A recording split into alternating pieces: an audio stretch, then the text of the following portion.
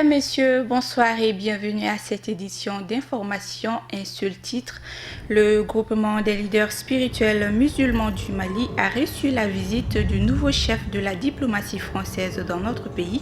Les échanges ont porté sur la sécurité, le terrorisme et l'immigration des Maliens en situation irrégulière.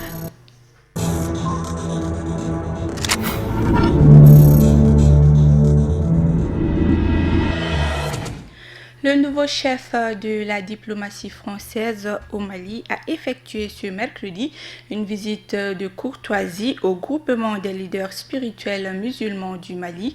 Cette rencontre rentre dans le cadre d'une prise de contact de l'ambassadrice avec les leaders religieux de notre pays. Reportage Kafouné Bachili et Ibrahim Koulibaly. Accueilli par les membres du groupement des leaders spirituels musulmans du Mali, cette visite de l'ambassadrice de France au Mali a mobilisé une bonne partie des membres du GLSM. Après les cordiaux mots de bienvenue, place à la présentation des membres du groupement par son président Seyd Chérif Ousmane Madane Haïdara. L'occasion était bonne pour les deux parties de passer en revue la coopération entre les deux pays et d'échanger sur la sécurité, le terrorisme et l'immigration. Un sentiment de fierté, vous savez, le rôle que la France joue au Mali. L'ambassadeur était venu pour une visite, une prise de contact, une première prise de contact. On a fait un peu le tour de l'actualité, des questions brillantes, l'immigration et tout autre. Il n'y a pas eu de tabou, donc vraiment, en tant que religieux, nous avons débattu clairement, sans tabou, et vraiment, il n'y avait pas de sujet tabou. Donc c'est ce qui m'a plu d'ailleurs. Donc elle nous a mis à l'aise, on a discuté de toutes les questions brillantes au Mali et à l'international. Donc c'est un sentiment de fierté qui m'anime en tant que leader spirituel, en tant que membre du groupement des leaders spirituels musulmans du Mali. Donc on remercie la France pour les engagements et puis nous pensons que dans les jours à venir, tout ira mieux, Inch'Allah. La chef de la diplomatie française a souligné que c'est en raison des préparatifs du sommet Afrique-France qui ont fait qu'elle n'a pas pu effectuer cette visite plus tôt. C'est une visite de courtoisie puisque je n'avais pas eu l'occasion de venir me présenter à Chérif Haïdara et au groupement. Donc je l'ai fait aujourd'hui, tout de suite après le sommet Afrique-France qui nous a pris beaucoup de temps de préparation. Donc nous avons eu une discussion extrêmement ouverte, franche, informelle, sur à la fois la prévention de la radicalisation religieuse, à la fois au Mali et également dans les pays de la sous-région, sur l'immigration, qui est un sujet entre la France et le Mali, et l'Europe et le Mali, qui est un petit peu sensible en ce moment, sur les différentes actions que nous pourrions entreprendre ensemble. Voilà, donc ce fut un entretien extrêmement riche et intéressant. L'objectif de cette visite est une visite de courtoisie, d'amitié, avec la nouvelle ambassadrice de la France au Mali. Elle avait souhaité ça vaut 2 semaines, mais c'était avec les festivités du sommet là, ce qui a mis un peu en retard. Donc on a un peu échangé sur tous les problèmes qui traversent le Mali. Il s'agit du terrorisme, il s'agit de la lutte contre le radicalisme religieux, l'accord de paix, la réconciliation nationale. Bon, ça trouve que le groupement de leaders sous le commandement de Seyd Chérif Ousmane Madane a beaucoup fait sur ce domaine-là. Donc on a eu les mêmes visions, les mêmes objectifs. Dans les jours à venir, on doit comment travailler ensemble pour amener la paix et la stabilité au Mali. C'était l'objectif de cette visite. Depuis des années, c'est une bonne coopération qui lie le Mali et la France. Et pour ce faire, les chefs religieux ont leur partition à jouer pleinement. Ils ont beaucoup apprécié et salué cette visite. Le bureau exécutif national du groupement des leaders spirituels musulmans du Mali a pris avec un grand regret l'attentat à la voiture piégée perpétré à Gao qui a causé la mort de plusieurs de nos compatriotes. Par conséquent, le bureau exécutif national du groupement des leaders spirituels musulmans du Mali condamne très fermement cet acte lâche et barbare des individus sans foi ni loi qui cherchent à maintenir notre pays dans la terreur et à saboter le processus de paix et de réconciliation enclenché dans notre pays. Présente ses condoléances les plus attristées aux familles des victimes et souhaite prompt rétablissement aux blessés. Invite toutes les Maliennes et les Maliens à la vigilance et à se donner la main pour freiner la multiplication de tels actes. Cérémonie de remise d'attestation à 30 jeunes ayant suivi une formation en technique de recherche d'emploi et de création d'entreprises. Organisée par l'association Walenouma, l'objectif est de leur offrir des opportunités d'emploi. Reportage Amadou Kamara et Diakarija Dambili.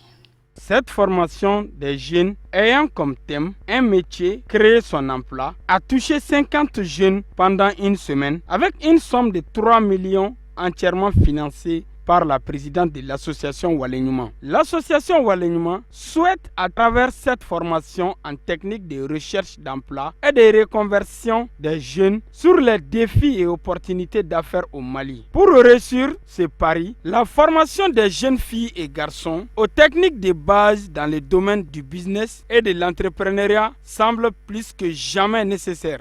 La bonne initiative venue de l'association Walenouma et l'ensemble de nos formateurs par la qualité de la formation reçue.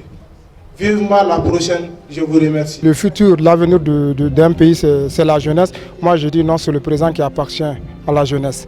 Si le présent échoue, il n'y aura pas l'avenir. C'est ça qui est la motivation première. Cette formation a été d'abord axée sur la reconversion des jeunes.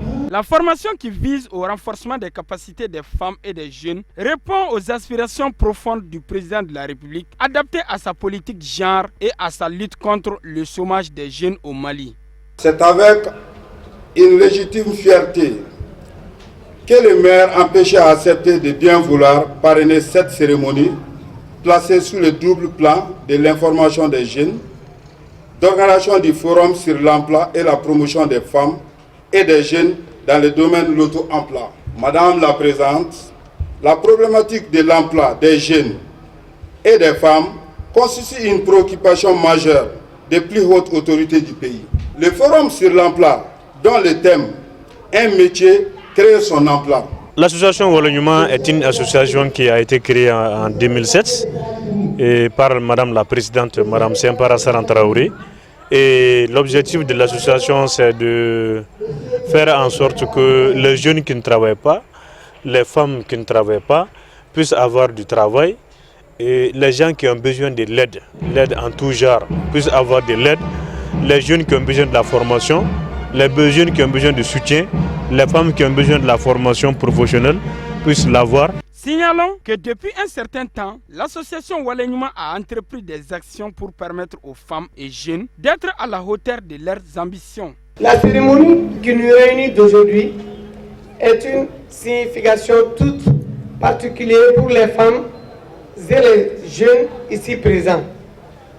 En effet, depuis quelques jours, une cinquantaine de femmes et les jeunes a suivi une formation de qualité pour pouvoir exercer un métier de leur choix, intitulé Forme de l'emploi des jeunes en collaboration avec nos partenaires tunisiens.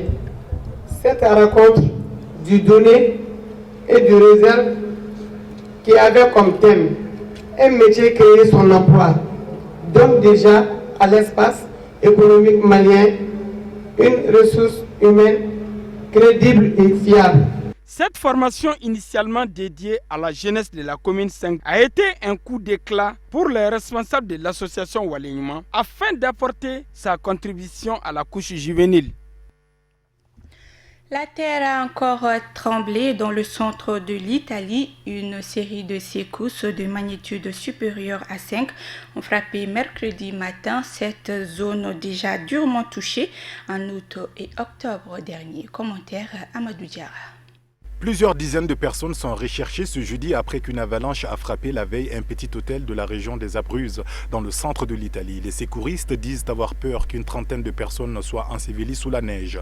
Une avalanche s'est abattue sur l'établissement à la suite d'une série de séismes survenus mercredi dans la péninsule. Entre les clients et le personnel de l'hôtel Rigopiano, près de 30 personnes manquent à l'appel, a déclaré le directeur de l'agence italienne de la protection civile cité par les médias transalpins.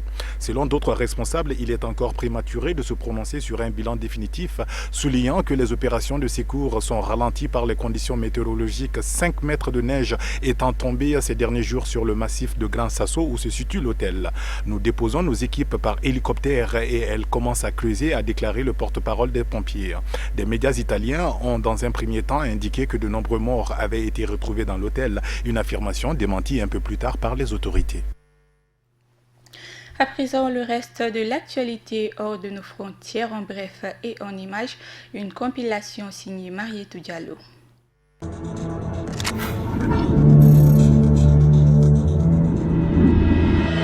Au Burkina Faso, le tribunal militaire de Ouagadougou a prononcé son verdict dans le procès des militaires accusés d'avoir planifié une attaque contre la maison d'arrêt et de correction des armées en vue de libérer les généraux Gilbert Diendéré et Djibril Bassolé, incarcérés dans le cadre de l'enquête sur le coup d'État manqué de septembre 2015. Les principaux accusés, dont le caporal Madi Ouedraogo, ont été condamnés à une peine de 15 ans de prison ferme et 15 soldats de l'ex-régiment de sécurité présidentielle à 10 ans d'emprisonnement. Un verdict qui n'est pas du goût des avocats de la défense. Par contre, le commissaire du gouvernement se dit satisfait de la décision du tribunal. Au total, 20 personnes sur les 29 accusés ont été déclarées coupables de complot militaire et détention illégale d'armes et munitions. Les avocats ont maintenant 5 jours pour faire appel de ce verdict.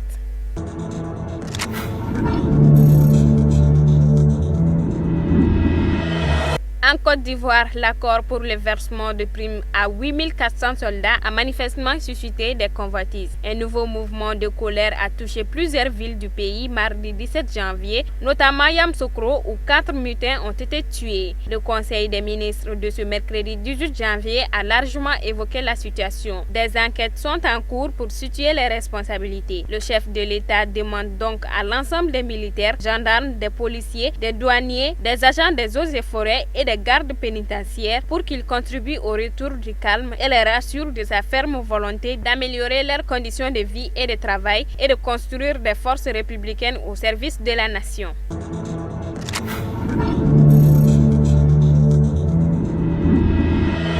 Des troupes sénégalaises et nigérianes sont positionnées à la frontière gambienne et se disent prêtes à intervenir en cas d'échec diplomatique des négociations sur le départ de Yaya Jammeh qui se prolonge jeudi. Son mandat s'est achevé officiellement mercredi à minuit. L'armée de l'air nigériane a annoncé mercredi avoir envoyé 200 hommes, des avions et un hélicoptère au Sénégal pour faire appliquer la victoire d'Adama Barrow dont l'investiture est prévue jeudi. Ce déploiement est prévu pour déjouer toutes les hostilités ou les manquements à la loi qui pourraient survenir. Le Ghana s'est lui aussi engagé à contribuer à la force régionale. Le Sénégal a présenté mercredi un projet de résolution au Conseil de sécurité des Nations Unies visant à autoriser la CEDEAO à prendre toutes les mesures nécessaires pour assurer une passation de pouvoir en Gambie. L'Union africaine et la CEDEAO ont prévenu qu'à compter de jeudi, le seul dirigeant qu'elle reconnaîtrait en Gambie serait Adama Barrow.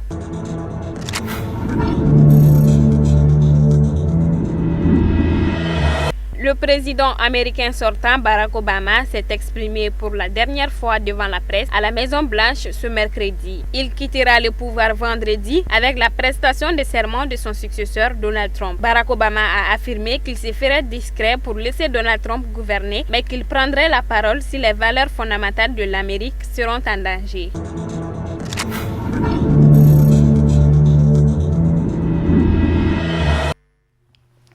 Avis de recherche sur Dramane Boiré, dit Papa. Ce jeune homme âgé de 20 ans a quitté son domicile de Sabalibou près de l'école Bia depuis le vendredi 13 janvier dernier. L'individu parlant Bambara ne jouit pas de toutes ses facultés mentales. Il est demandé à toute personne l'ayant retrouvé d'appeler sur les numéros suivants affichés sur l'écran.